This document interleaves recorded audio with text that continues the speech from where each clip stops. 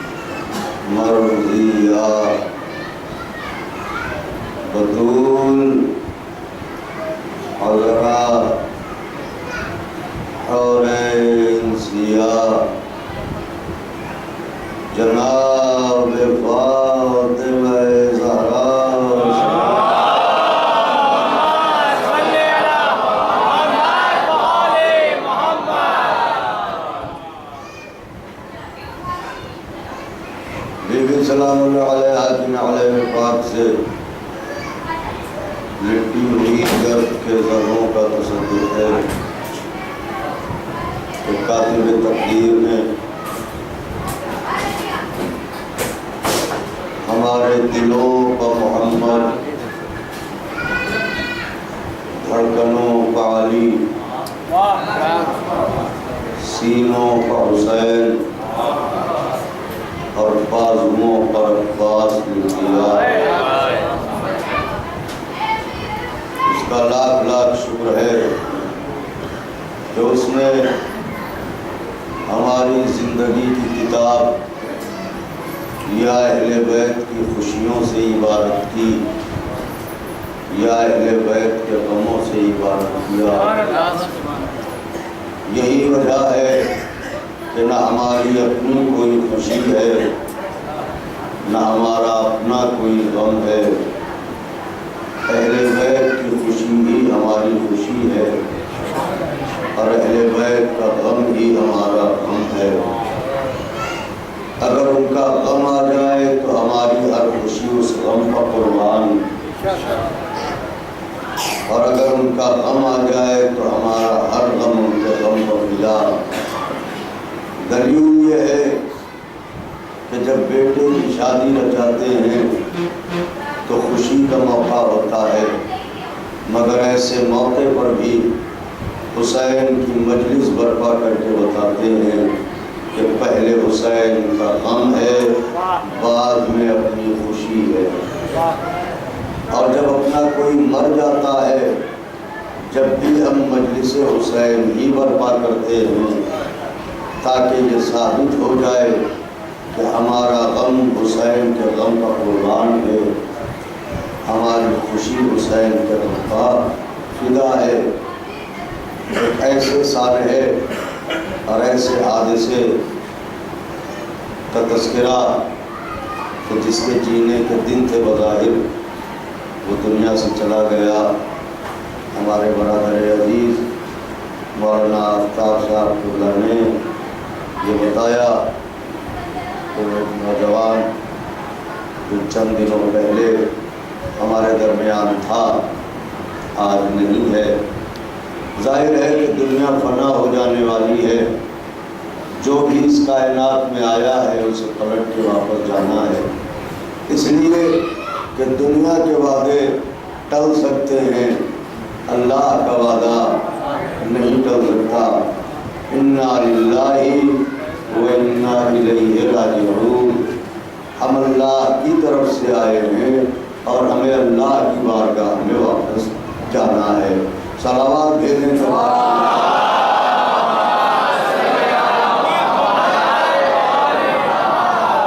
توجہ رکھیں گے تو اس نوعیت، سانحے کی نوعیت اور واقعے کی نوعیت کے پیش نظر میں نے سوچا کہ چند جملے بعنوان فلسفہ دعا آپ کی خدمت میں پیش کروں، اس لیے کہ دعا ایک ایسی شے ہے جو حادثوں کو ٹالتی ہے، دعا ایک ایسی شے ہے جو مصیبتوں سے نکالتی ہے، دعا ایک ایسی شے ہے جو اندھیروں میں بھی راستہ نکالتی ہے، دعا ایک ایسی شے ہے جو بندے کو مسلح پر معبود سے ملاتی ہے۔ لہذا اگر ہم فلسفہ دعا کو سمجھ گئے تو ہماری زندگی کے بہت سے مسائل حل ہو جائیں گے اور ہم یہاں بھی کامیاب ہو جائیں گے، وہاں بھی کامیاب ہو جائیں گے۔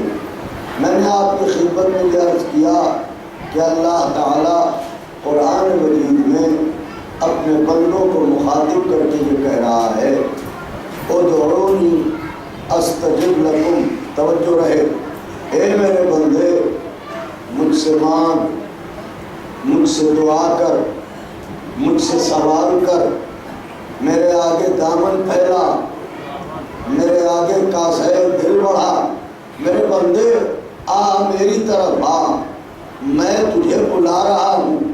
عموماً مانگنے والے دینے والے کو بلاتے ہیں، مگر یہاں اس کا الٹا ہے، دینے والا مانگنے والے کو بلا رہا ہے۔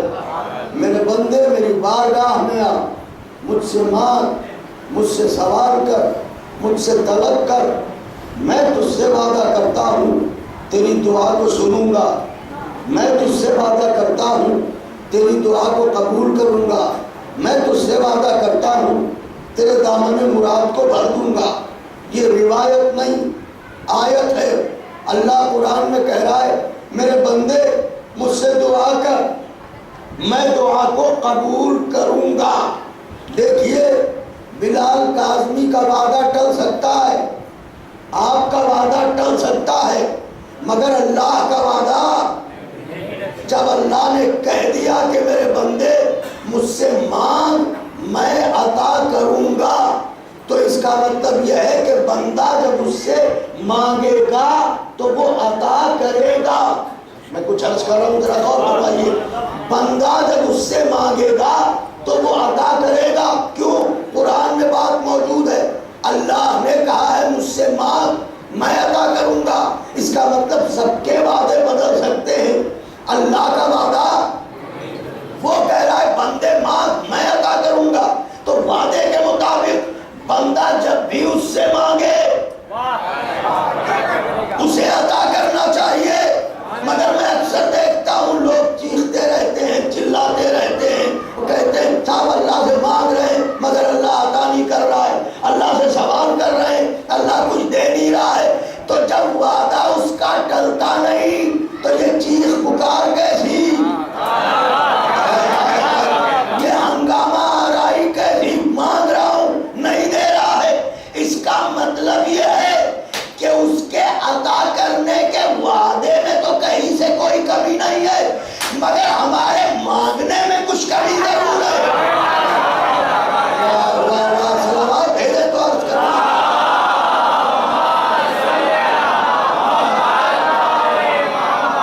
اس کے وعدے عطا میں کمی نہیں ہے، ہمارے مانگنے میں کمی ہے۔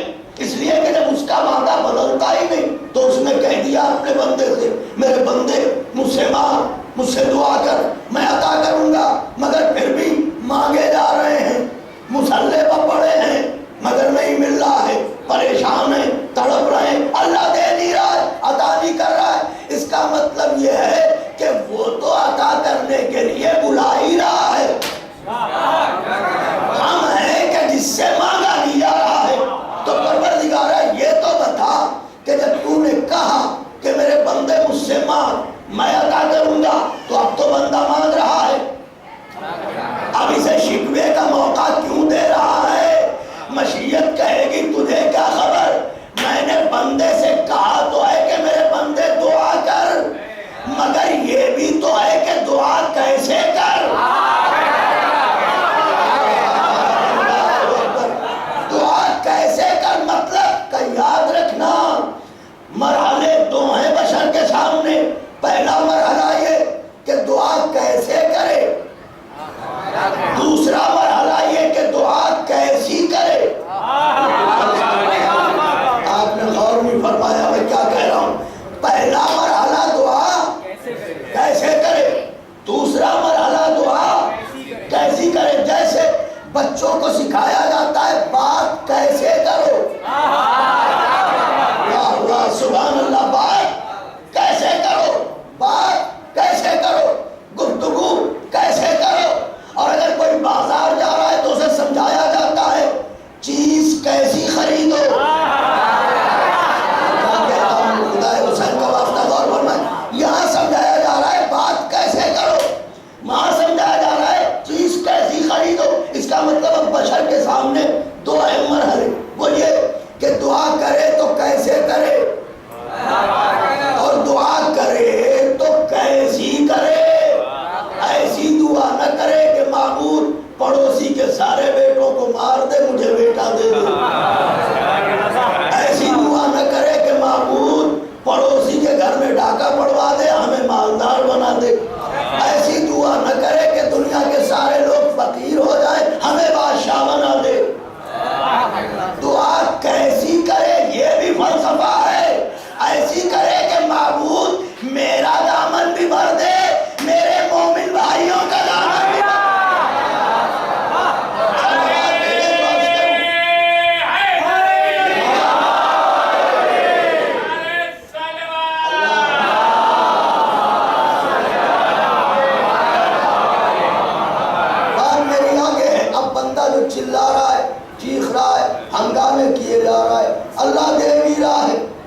عطا نہیں کر رہا ہے، اللہ دامن بھر نہیں رہا ہے۔ میاں تم تو اللہ ہی والے ہو، دامن تو بھر جانا چاہیے، اب کیا پریشانی ہے؟ اس کا مطلب تم ویسے نہیں مانگ رہے ہو جیسے مانگنا چاہیے، اور ویسی دعا نہیں کر رہے ہو جیسی دعا کرنی چاہیے۔ دیکھیں میری طرف، ویسے نہیں دعا کر رہے ہو جیسے کرنا چاہیے، اور ویسی دعا نہیں کر رہے ہو جیسی کرنا چاہیے۔ تو پروردگار یہ مرحلہ حل کیسے ہو کہ ہم کیسے دعا کریں، ہم کیسی دعا کریں؟ آ کے بتا کہ میں آؤں تو قید زمان قید مکان لازم آئے، جو قید زمان و قید مکان میں آ جائے وہ خدا نہیں۔ تو ہمارے محلے کے ملا جی بڑے شریف ہیں، انہیں بلا کے بتا، کہا کہ یہ یہاں آ گئے تو لوٹ کے جائیں گے نہیں، تو پریشانی کیا ہے؟ وہ آ نہیں سکتا، اور یہ اس سے جا کے پوچھ نہیں سکتے۔ مسئلہ جہاں کا جہاں کھڑا ہوا ہے، اب کیسے حل ہو مسئلہ، کیا کریں؟ کہا آپ سمجھے نہیں، اللہ ہی بتائے گا۔ معبود تو بتا، تو آ نہیں سکتا، ہم آ نہیں سکتے، تو یہ پتا کیسے چلے کہ دعا کیسے کریں؟ لاہے دل میں لکھو جو پڑھ رہا ہوں، دعا کیسی کریں؟ اللہ نے کہا یاد رکھنا، میں نے بندے کے شکوے سے پہلے جواب تیار کیا۔ کیوں کہا؟ اس لیے کہ یہ میری عدالت کے خلاف تھا کہ پیاسے کو پہلے بناؤں پانی بعد میں بناؤں، بھوکے کو پہلے بناؤں کھانا بعد میں بناؤں، مسافر کو پہلے بناؤں منزل بعد میں بناؤں، بیمار پہلے پڑے انسان دوا بعد میں بناؤں۔ یہ میری عدالت کے خلاف ہے۔ میری عدالت یہ ہے دوا پہلے ہو، مرض بعد میں ہو، منزل پہلے ہو، مسافر بعد میں ہو، پانی پہلے ہو، پیاسا بعد میں ہو، کھانا پہلے ہو، بعد میں ہو۔ یہ میری عدالت ہے۔ تو پروردگار اب یہ مرحلہ دعا ہے، یہاں تو نے کیا کیا؟ کہ میں نے کچھ ایسے لوگ بھیجے، کچھ ایسے لوگ بھیجے جو سیکھنے والوں کو سکھائیں۔ دیکھیں میری طرف، فطرہ کہنے جا رہا ہوں، کچھ ایسے لوگ بھیجے جو سیکھنے والوں کو سکھائیں۔ جس طرح ہم نے پانی پہلے پیدا کیا، پانی پینے والے کو بعد میں، راستہ بتانے والے کو پہلے پیدا کیا، راستہ چلنے والے کو بعد میں، اسی طرح سلیقہ دعا سکھانے والے کو پہلے پیدا کیا، سیکھنے والے کو بعد میں۔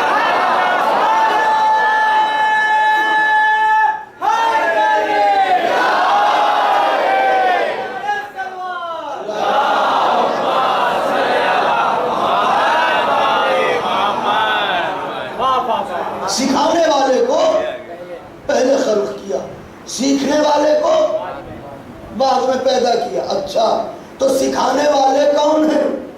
سبحان اللہ، یہ سکھانے والے کون ہیں؟ اللہ نے کہا انہیں ہم نے معصوم بنایا۔ معصوم کیوں بنایا؟ کہ اس لیے بنایا کہ تاکہ پڑھانے والے سے کوئی غلطی نہ ہو، پڑھانے والے سے کوئی غلطی نہ ہو۔ سبحان اللہ، یعنی اللہ کو یہ بھی گوارا نہیں کہ میرا بندہ اس سے پڑھے جو غلطی کرے۔ اللہ کو یہ بھی گوارا نہیں کہ میرا بندہ اس سے پڑھے، اس سے سیکھے جو غلطی کرے۔ تو میں نے انہیں معصوم بنایا۔ آئے ہیں کون؟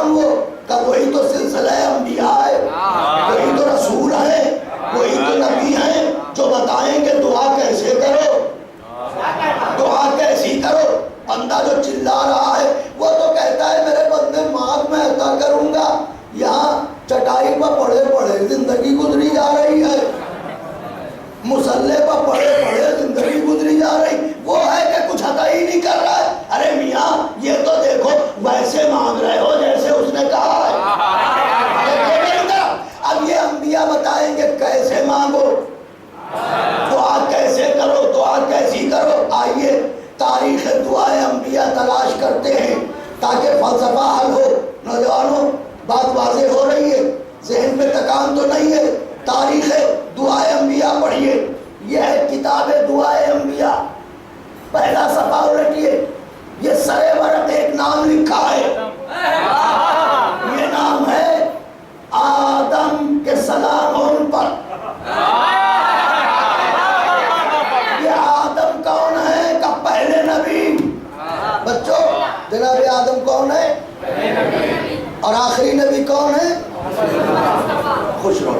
تو پہلے نبی آدم، آخری نبی سرکار، یہ ہے کتاب دعائے نبوت، یہ ہے پہلا ورق، سرے ورق لکھا ہے آدم۔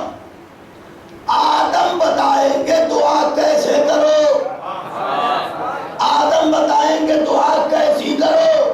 اب پہلے بتا رہے ہیں دعا کیسے کرو، دیکھیے میری طرف۔ آدم کو اللہ نے مسجود ملائکہ کیا، آدم اور حوا جنت میں ہیں، کسی وجہ سے دونوں کو جنت سے نکالا گیا، مگر کمال یہ ہے کہ اتنی بڑی کائنات میں اللہ نے انہیں جنت سے نکالا تو مگر آدم کو کہیں اتارا، حوا کو کہیں اتارا۔ ایک گھر میں 10 لوگ رہتے ہوں، کوئی ایک پردیس چلا جائے تو ذرا سناٹا لگتا ہے۔ اتنی بڑی کائنات کی کل آبادی 2 لوگوں کی،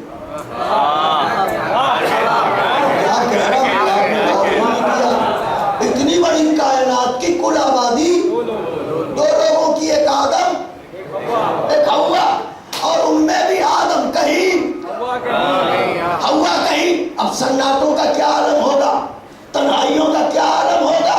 منظر یہ آدم حوا کو ڈھونڈے، حوا آدم کو ڈھونڈے، یہ انہیں تلاش کرے، وہ انہیں تلاش کرے، یہ ان کی جستجو کرے، وہ ان کی جستجو کرے، یہ ادھر دعائیں کرے، وہ ادھر دعائیں کرے، یہ ادھر مناجاتیں پڑھے، وہ ادھر مناجاتیں پڑھے، یہ ادھر فریادیں کرے، وہ ادھر فریادیں کرے۔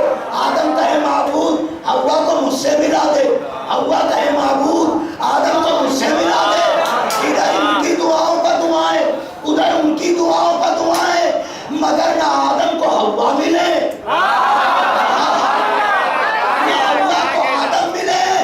ایک دن آدم نے گھبرا کے کہہ ہی دیا، اے میرے پروردگار تیرا نبی ہوں، کب سے دعاؤں پر دعائیں کیے جا رہا ہوں، حوا کو مجھ سے ملا، حوا کو مجھ سے ملا، مگر تو ہے کہ حوا کو مجھ سے ملاتا نہیں۔ آواز قدرت آئی، آدم دعائیں تو کر رہے ہو مگر اپنی دعاؤں میں ان ناموں کا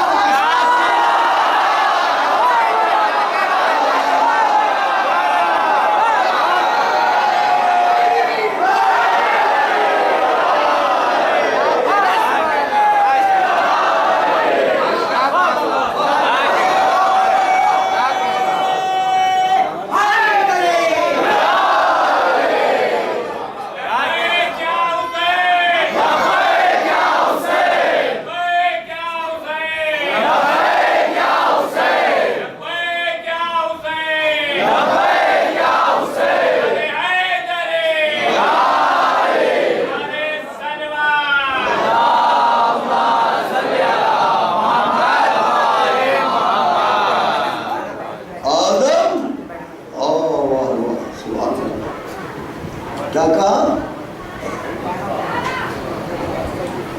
ایسا کلیجہ دس بھر کا ہوا، چہرے تو گلاب ہو گئے۔ آدم دعائیں تو کر رہے ہو مگر ان ناموں کا واسطہ کیوں نہیں دیتے ہو جو مجھے اچھے لگتے ہیں۔ آدم دعاؤں پر دعائیں تو کیے جاتے ہو، ان ناموں کے واسطے کیوں نہیں دیتے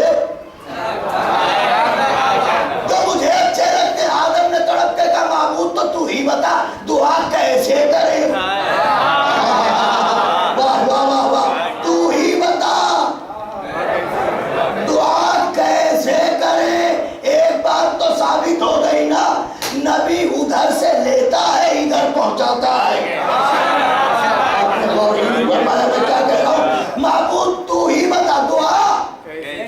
کیسے کرے؟ سرکار مجلسی تحریر فرماتے ہیں کہ آواز قدرت آئی، آدم دعا کرو تو ایسے دروازے دل کھولیے کہ جانے کب بادشاہ نجف کے قدموں کی آہٹ محسوس ہونے لگے۔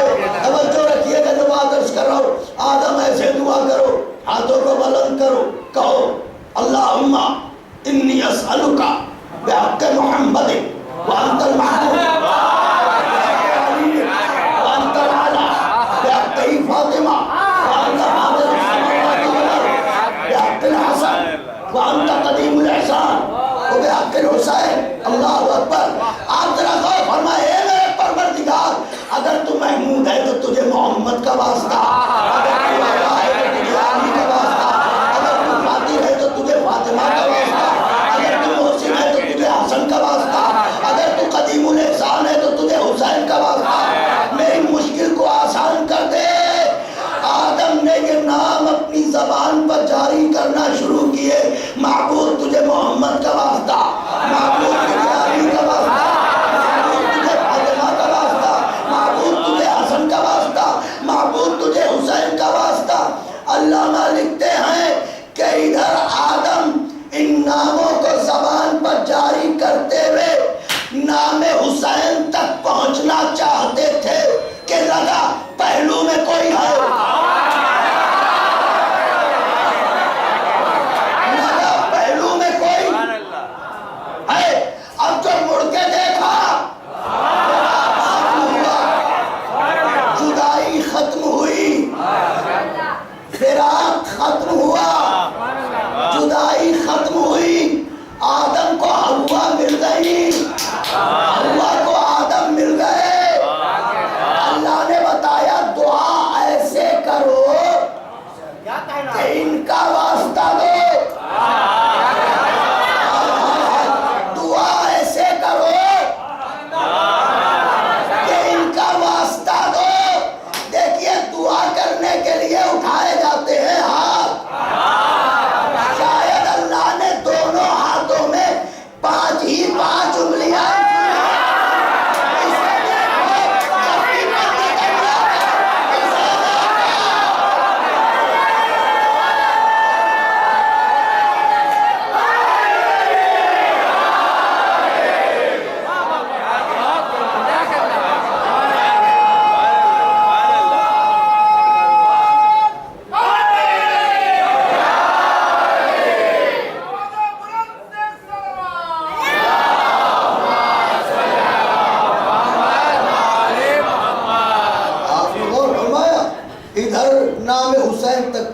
دیکھیں میری طرف، نام حسین تک پہنچنے والے تھے، لگا پہلو میں کوئی ہے، واہ واہ۔ اب جو دیکھا تو کیا دیکھا، حوا کھڑی ہے۔ یہ حوا ہے کون رشتے میں؟ آدم کی زوجہ ہے نا، بیوی ہے نا آدم کی۔ کیا ابھی دنیا کے لیے ہوش کے ناخن خریدنے کی گھڑی نہ آئی؟ ارے سوچو، علاج عقل کرو۔ جب آدم جیسے نبی کو اس کی زوجہ بنا پنجتن کے نہیں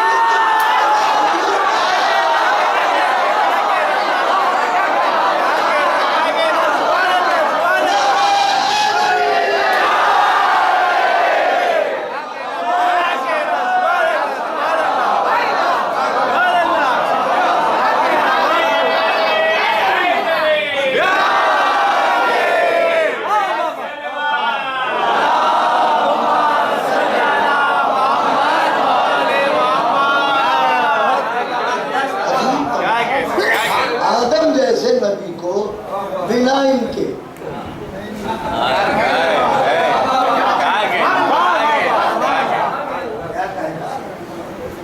ان کی زوجہ نہیں ملتی، حضور فراق کے حور میں بے-چین ہے۔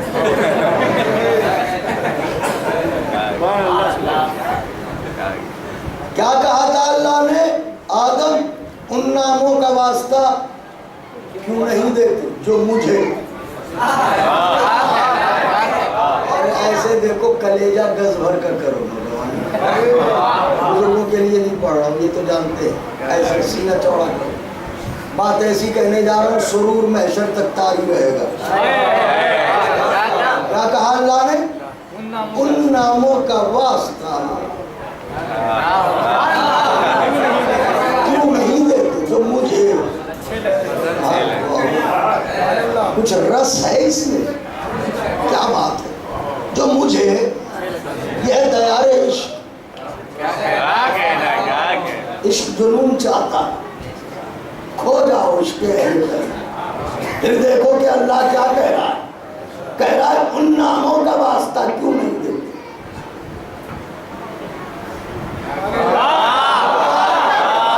جو مجھے اچھے لگتے وہ ہیں کون سے نام؟ کون سے بولو ناؤ نہیں. کون سے نام ہے؟ محمد، علی، فاطمہ، حسین، حسین. اس کا مطلب یہ 5 نام وہ ہیں جنہیں اللہ پسند کرتا ہے. یہ 5 وہ ہیں جنہیں اللہ پسند کرتا ہے. ارے سر اٹھاؤ اور پھر فخر سے شکر کے سجدے میں جاؤ اور اپنی تقریروں پر ناز کرو ناز، اپنی تقدیروں پر ناز کرو ناز کہ اس مسئلے میں اللہ کی پسند اور تمہاری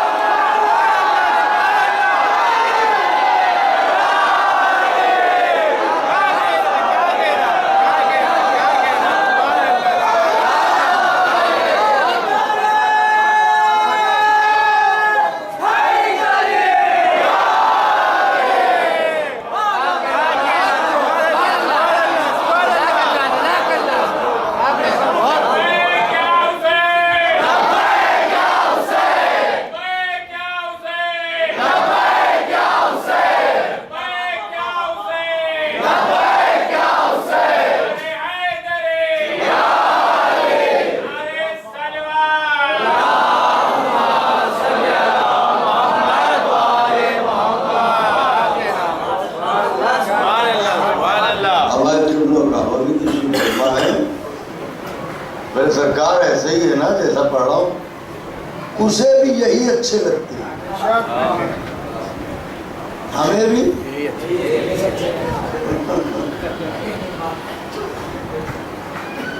پانچ ہی کی تعداد اسے بھی اچھی لگ رہی ہے. 5 ہی کا عدد ہمیں بھی اچھا لگتا ہے. اسے بھی یہی پسند، ہمیں بھی. ہاں اب اگر کوئی پنجتن کو پسند نہ کرے اس کا مطلب اس نے اللہ کی پسند کو پسند نہ کیا.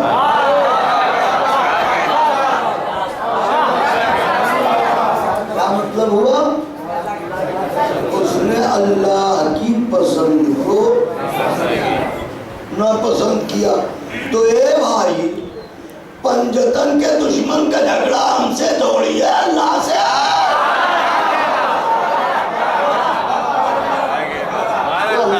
پسند کو ناپسند کر رہا ہے. اللہ کی پسند کو ناپسند کرتا ہے اور چاہتا ہے کہ اسے پسند کرے اللہ.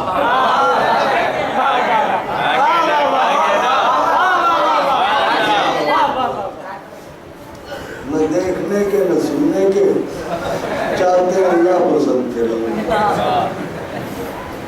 اسلام آدمی کو حسین بناتا ہے. اسلام آدمی کو اسمارٹ بناتا ہے.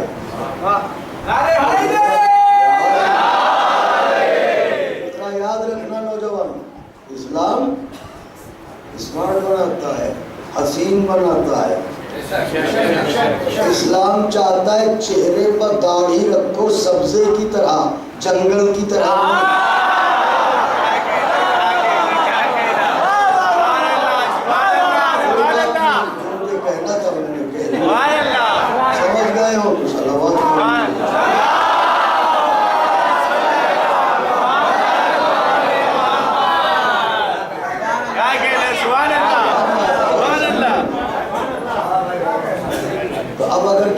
اللہ کی پسند کو پسند نہ کیا تو اس کا جھگڑا اللہ سے ہے. اردو والا تو اب اللہ کیا چاہتا ہے؟ دعا کیسے کرو؟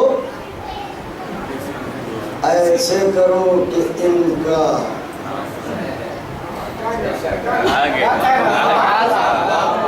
کا واسطہ دو،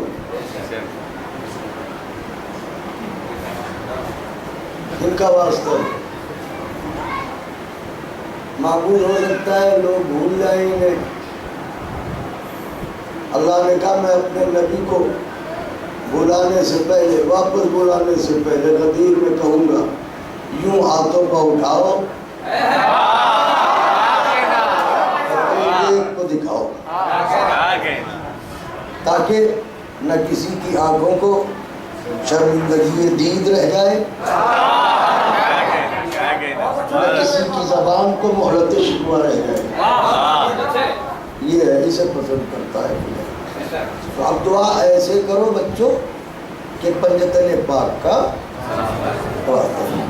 جب نماز پڑھا کرو تو کیسے دعا کرو گے؟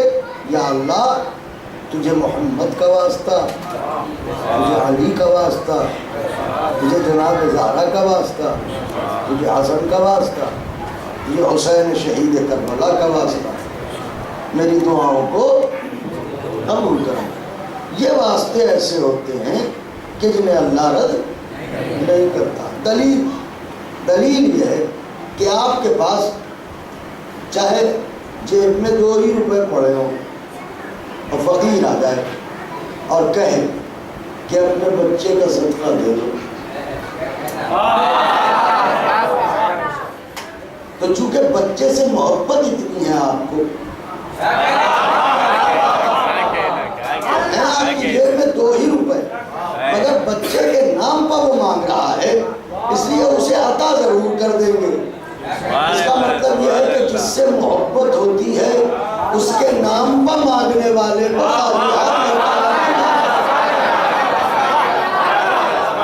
اللہ کو ہے ان سے محبت۔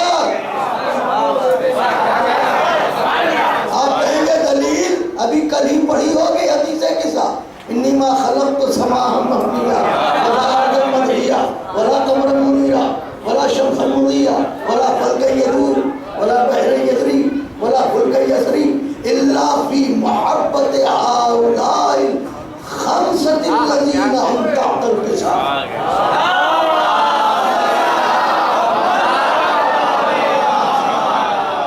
ان کا واسطہ دے کے اگر آپ دعا کریں گے اور کوشش یہ کریں کہ یہ کلمات یاد کر لیں۔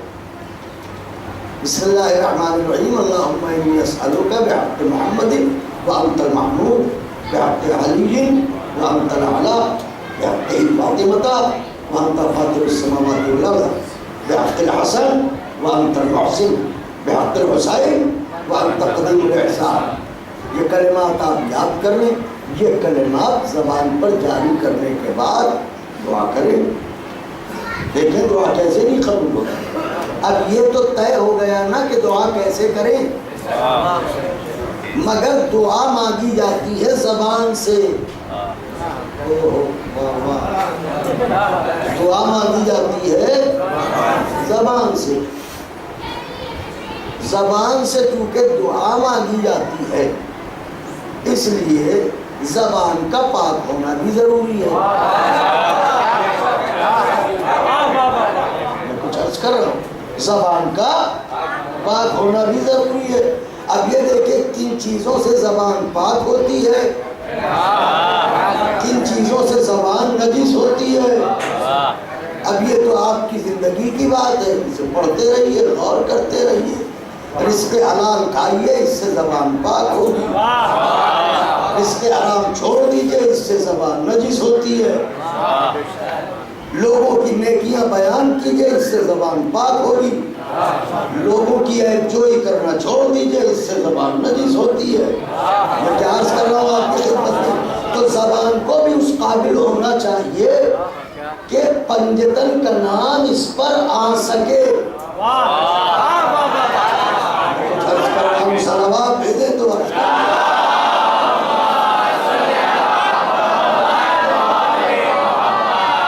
بس آخری بات سن لیجئے، بات کو تمام کرتا ہوں۔ اب یہ تو طے ہو گیا دعا کیسے کریں۔ اب یہ طے ہونا ہے بچوں دعا کیسی کریں. یہ تو سمجھ میں آ گئی بات نا کہ دعا کیسے کریں.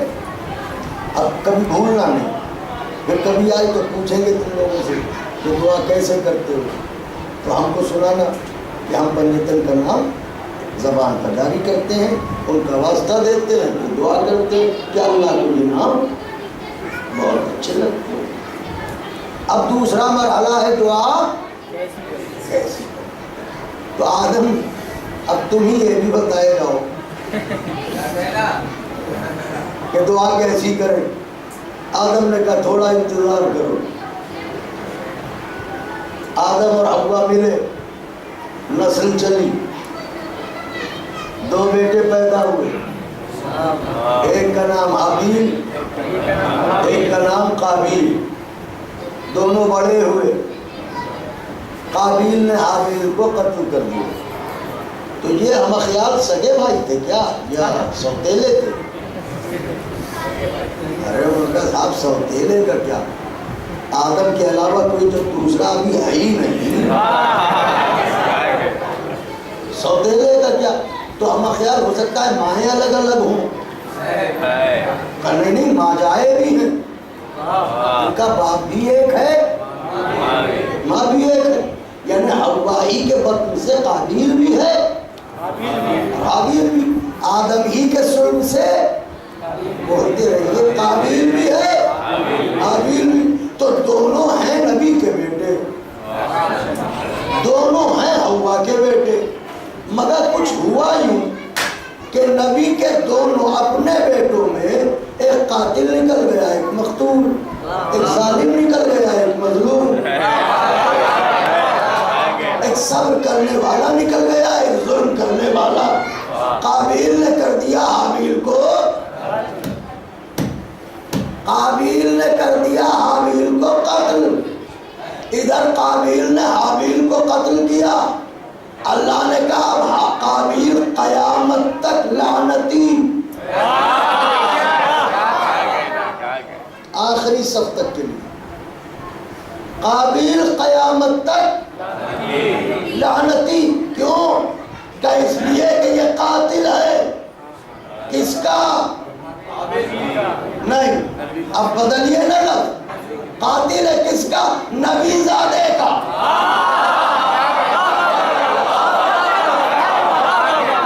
یہ قاتل ہے نبی کے بیٹے کا.